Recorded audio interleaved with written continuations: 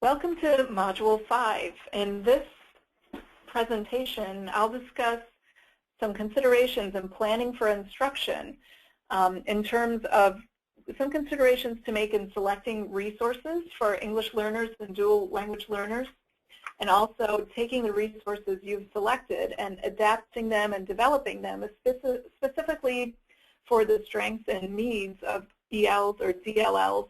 And finally, I'll leave you with some considerations in planning for a read aloud in class. And as you may recall, there we go. As you may recall, the cycle of instruction that we saw in Module 4 was cyclical again with assessment, planning, and implementation. And in this module, we're focusing on the planning piece. But you'll see that planning is informed by assessment, and what you do in your planning is going to inform the implementation of instruction, which we'll discuss more in Module 6. And so next, we'll look at some types of instructional materials. So this is for selecting resources in general. And here are some types of materials you can look at in general for all students, really. So you see, and I'm sure you have other ideas as well, of different instructional materials you can use for English learners and dual language learners who are, again, students at the pre-K through grade 3 level. So you can have books for different purposes, for independent reading or for read-alouds, puzzles, games, music, which are great sources of literary kinds of activities, video clips or full-length videos, different computer activities that students can engage in, realia, such as kind of authentic materials, word walls, and artwork, and different kinds of crafts are different ways that you can really do some hands-on work with students. And some considerations for selecting materials for English learners or dual language learners. While a lot of the materials we just saw in the previous slide are good for all students, when we select materials, there are different things to keep in mind for English learners and dual language learners. So we'd like the materials that you use in your classrooms to be linked to standards, English language proficiency or development standards, and content standards, as well as language and learning objectives. And your balance of materials should, it should have a good kind of fit between fiction and nonfiction. There should be opportunities to extend students' learning beyond whatever you're doing, beyond a book, to learning centers or little mini lessons on particular topics, or focusing on other content areas that would fit well with the materials you're working with. The materials should be cognitively demanding, yet you should be able to adapt the materials so that they're not too far away from what students can do, and so students aren't lost.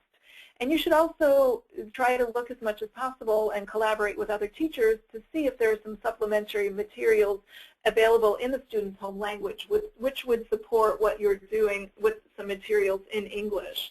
And we'd like to make sure also that materials are culturally appropriate. And what does this mean, culturally appropriate? It's a consideration in selecting materials for students. And this information is adapted from Reading is Fundamental, about guidelines for choosing multicultural books. So multicultural or culturally appropriate books, and these are starting to be developed more and more. There's definitely a lack of a lot of culturally appropriate books depending on students' cultures. But we'd like books and materials as much as possible to provide some kind of connection to students' cultural backgrounds. And they should provide a balance between the historical portrayal of groups and modern portrayal of groups. There might be a disconnect in how certain groups kind of came across in literature and stories historically compared to how they're being portrayed now. We'd want to avoid we'd want to accurately portray groups and avoid stereotypical images of certain groups, which would potentially be harmful to children. We'd also want to look for culturally based themes about everyday events, not just about music and food and certain things, but what happens in the everyday lives of kids from different cultures, and how is that portrayed in materials you select. And also stories beyond just being culturally relevant, they should also have good, strong plots like any other stories would have, and well-developed, multidimensional characters. And a resource you might want to take a look at for more information is multiculturalchildrenslit.com. And in adapting or developing materials for Ls and DLLs at different proficiency levels, you should consider, first and foremost, their proficiency level. How proficient are they in English? And that will help determine what kind of vocabulary that you'll need to include in your instruction. You'll need to look at first language literacy. If you're providing supplementary materials in their home language, can they even read their home language? If they can't, you might want to focus on audio or video clips for students. In adapting and developing materials, you want to look at students' background knowledge or prior knowledge. What do they already know about the particular topic you're going to be focusing on? How developmentally ready are they for these stories? And also, what are their personal interests, and what kind of learning style do they show you in the class? Are they auditory learners? Are they more visual learners, for example? And looking a little bit more closely at the previous slide's considerations, let's focus a little bit on identifying key background knowledge that you might want to pre-teach or teach in conjunction with some of the text you're using or stories you're using. And it's really important to look now at how background knowledge is framed with college and career-ready standards. There's less of an emphasis on providing background knowledge for students, but we know as educators of English language learners and dual language learners that it still is important to provide some background knowledge.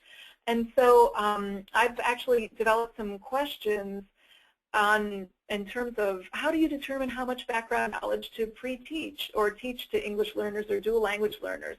And some considerations, and I'll show you a little, an image next, a flowchart to help you determine these areas, is to look and see, do non-English learners have the same background knowledge on the topic?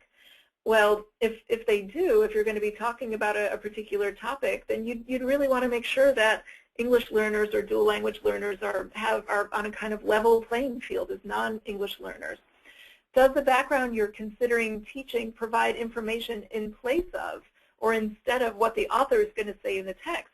You want to, you don't want to give a spoiler, right, to what the student's going to be reading or listening to in a story. You don't want to tell them before they read what the whole story is about and what they're going to learn and how they're going to feel. So you have to be careful about not providing too much background knowledge as well. And is the background knowledge about big issues that'll help students make sense of the text? Or is it just kind of minutia that really aren't going to help the students comprehend the text? You want to just focus on the, the more global aspects of background knowledge. And is the background knowledge you're thinking about teaching, is it concise? You don't want to spend 3 days watching, a video about Abraham Lincoln to learn who he was, and then, read the Gettysburg Address for half a class period. You really have to balance the amount of time you're spending on background knowledge with what the actual text or story or activity is going to be. So here's the same information, just kind of framed in a different way, a flow chart to help you, decide when to bring in background knowledge and how much to teach. And this is originally from a blog post I wrote for Colorín Colorado website. Excuse me. And then beyond looking at background knowledge, some more tips for adapting and developing materials for English learners and dual language learners are to, to look at your text and select academic language, including vocabulary for instruction. So for example, what kind of vocabulary do you need for content area literacy? You can look at a resource called the Academic Word List to help you determine. You can enter a text into the Academic Word List. You can just Google the term, and it'll help pull out the academic vocabulary that cuts across multiple content areas to help you determine, what you could teach in English language arts that also might be beneficial in social studies, for example. You can use pictures and props as well as graphic organizers. Some adaptations for ELs would include using sentence stems, sentence frames, and word banks as needed depending on students' level of proficiency. You can modify the text if it's appropriate to do so. So you could adapt vocabulary or embed some definitions of vocabulary as in the text as you're using it. You can modify some of the sentence structure or level of detail to make sure it's comprehensible to English learners while still challenging them. And you can also draw on their first language skills. For example, providing text or video clips in their first language and teaching them cognates that'll help them determine words that, words they're coming across in English that might be unfamiliar to them. And also providing them a bilingual glossary if they're literate in their first language. So here's an example from Frog and Toad Together in terms of ways you can adapt this for English learners. So you can bring in some background knowledge. If your English learners or dual language learners are not aware of how plants grow, you can brainstorm with all of your students or give them a little lesson on what it is that plants need to grow. And in this way, you're bringing up vocabulary they're going to use, you're bringing up sentence structures that they're going to be encountering in the book. You can point out some academic language or key vocabulary they'll need for the book to be able to comprehend it. In this case, some key words are seed, garden, grow, frightened, and afraid. And you'll notice we've pulled out just a few words here. You wouldn't want to pull out 90% of the words from the book, or that would be too overwhelming from the students. You could point out a Spanish cognate here, garden or jardín in Spanish. And some possible graphics or props you could bring in would be seeds that students could look at actual flower seeds, some frightened face pictures, or different images of sun and rain. And an additional resource could be, here's the Spanish version of the text. For example, if students read the Spanish version, also an audio version that they could listen to in their home language or in English, a video of the story which could be found online. And also you could bring in a nonfiction text about how a seed grows that would support the content that the students are learning in this fiction text. An example here of some sentence frames or sentence stems would be, if you're asking students questions, for example, what does Frog give to Toad, you could provide some support to students so they could be able to answer the questions. And so in the second question, why does Frog say Toad's seeds are not growing? And a sentence frame gives English learners or dual language learners some more support, and a sentence stem gives them a little bit less support, but still some support at the beginning of the sentence so that they can answer it. And you could also include a word bank here to help them draw some vocabulary.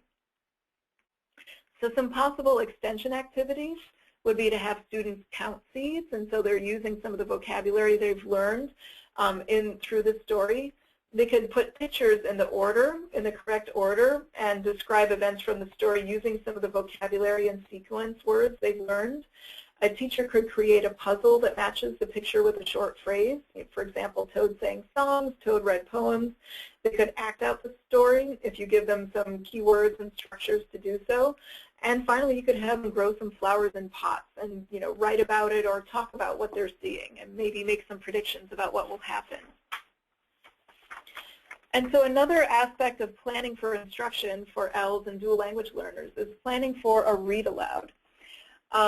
And so again, we can look back at the slides on selecting materials and in terms of books for read alouds. And these are some special considerations, again, for English learners and dual language learners. You could choose 3 to 5 key words and maybe a phrase that repeats from the read aloud, and pre-teach them and give the students explicit instruction before the story, and use the words and the phrases throughout the day or throughout the unit that you're doing. So you're really kind of recycling terms and giving them multiple exposures to key terms and phrases. You could also show them or act out the key concepts about what's happening as you do the read aloud, being very animated.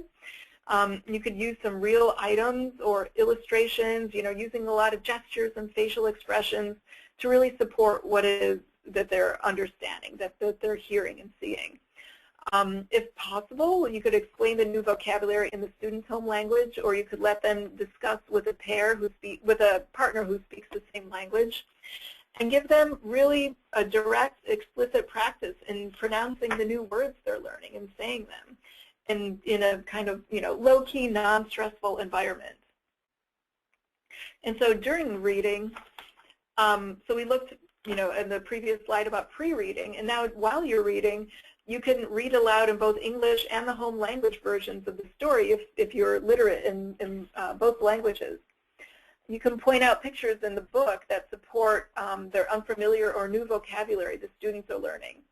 And when asking them questions, give them time to think and opportunities to respond in pairs. And again, provide some scaffolding for their answers with sentence stems or sentence frames like we looked at.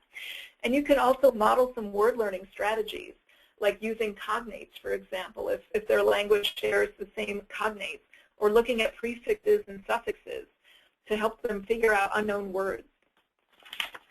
And so now, after they're done reading, you could provide them some first language materials, books or songs or videos that help reinforce what they've just learned in terms of the vocabulary and the concepts.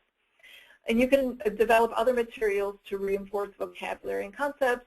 For example, if you're reading about Corduroy the bear, have students use buttons for other activities, for counting or sorting, and this way they can be recycling the word button in other contexts. You can have them use small group work to practice their language development and the learning in terms of the language and concepts they just learned. And then when you have them recount stories or retell stories, have them learn some all-purpose questions. You can learn some questions to ask in the child's home language, such as what happened next, or how do you know?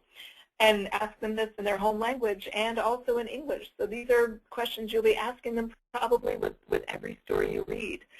So they'll become more and more familiar to the students. So in summary of what we talked about in this module in planning for instruction, we discussed deciding on materials. You need to look at lesson objectives and the standards, English language proficiency or development standards, content standards, what resources you have, how you can extend the students' learning, how appropriate materials are for students, and also especially how culturally appropriate materials are. In adapting and developing resources, some considerations include the student's background knowledge and how to decide which background knowledge to teach them, how to decide on academic vocabulary to teach, and ways to scaffold material, as well as which types of additional resources to bring in and how to bring them in. And finally, we discussed read-alouds, which are an opportunity to help develop students' language skills. And some considerations for English learners or dual language learners include, really planning the pre-reading, during reading, and post-reading activities for English learners. So thank you for sharing and taking part in these suggestions for planning for instruction of English learners and dual language learners.